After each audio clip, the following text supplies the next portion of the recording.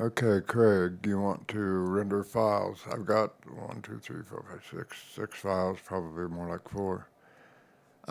Each file, let's say I wanted to do bass, so I would solo the bass, make sure I render from 0 if someone else is going to use them.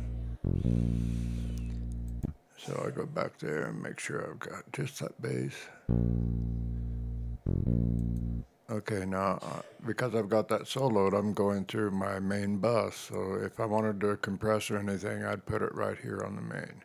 But for you, file, render, and let's just type in that window. File name would be bass for numbnuts, because after all, that is who you were working with.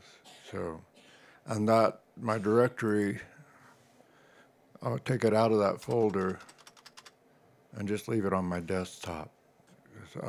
Render one file, render to wave. Here's your wave, 24-bit. If I was going down to 16-bit, I may use dither and noise shaping just to make sure everything was cool. But for waves, I'm going to stay 24-bit. So here's your rundown. You got your directory where you want it to go. If it was a file folder, you'd just type in there bass for numbnuts. And what you can do, if you want to, right down here, you can bring those back in and add them to new tracks in the project when you're finished, but I don't want to do that. So I render one file. Let's render the entire project to my desktop, naming that, and render it to there. That's the final wave. 4410 stereo full speed offline. Render the file. And it shows you right here where it's going, what its name is. You're naming that, you name that file. It's not dated or stamped. It will be when you bring it back in for Reaper's purposes. And that's it. Just render them all, and then go into your, you would do this. You would unsolo that one, solo your drums, and render that. Render.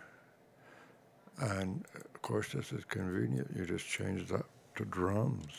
DRUMZ for numbnuts. And render that file. Oh, that's my MIDI track. It has no drums. So I'll cancel that and go over here, solo the real drums,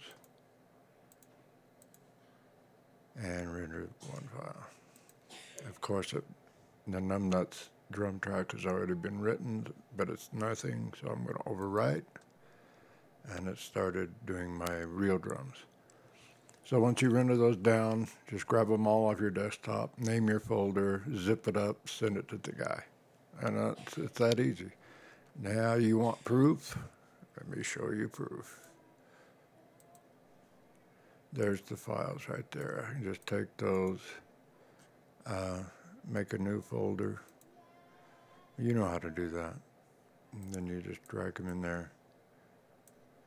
And then you can compress that. If you have 7-zip, compress an email. All right, I'm out.